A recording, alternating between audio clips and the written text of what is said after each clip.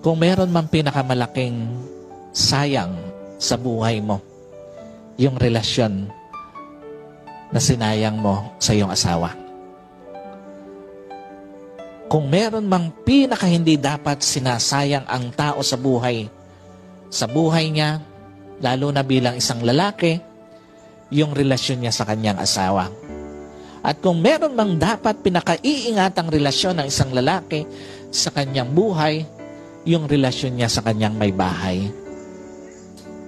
Sino po naniniwala? Napakasayang kapag sinayang mo ang relasyon mo sa iyong asawa. Totoo pa ba yan? Napakalaki ng nawawala sa isang tao kapag sinasayang niya yung relasyon niya sa kanyang asawa.